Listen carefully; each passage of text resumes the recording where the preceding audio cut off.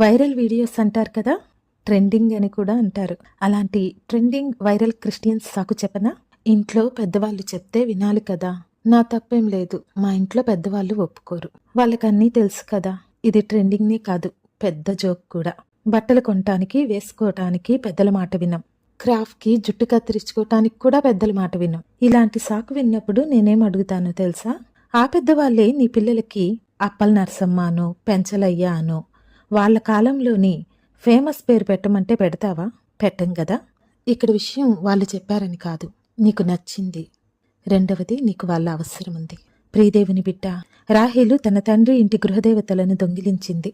అవి తన కుటుంబంతో ఉన్నంతకాలం ఆ కుటుంబ పెద్ద ఆశీర్వదింపబడిన అవమానం, హింస ఆ ఇంట్లో ఉండి కష్టాలు తెచ్చాయి.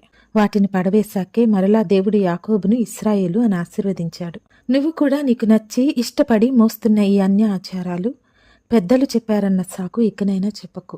ఏమి చేస్తున్నా, ఏ నిర్ణయం తీసుకున్నా ఇది దేవుణ్ణి మహింపరుస్తుందా లేదా అన్నది చూడు.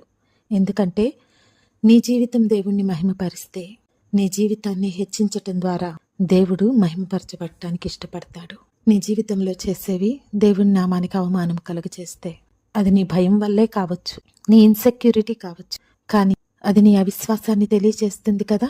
మరి అది దేవుణ్ణి అవమానపరిచినప్పుడు నీ జీవితాన్ని ఆశీర్వదించటం ద్వారా దేవుడు ఎలా మహిమపరచబడతాడు ఆలోచిద్దాం. ఈ 2026 జనవరి కూడా అయిపోవస్తుంది. ఆశీర్వాదాల బాటలో వెళ్ళాలంటే, మన ఆశీర్వాదాల దారి బాగుండాలంటే ఆ దారిలో అడ్డంగా ఉన్న వాటిని తీసేసుకోవాలి. దేవునికి మహిమకరంగా బ్రతికి దేవుని నామాన్ని ఘనపరిచి ఆశీర్వాదం పొందేవారముగా, ఆశీర్వాదకరంగా ఉండేవారముగా మార్చుకుందాం. God bless you.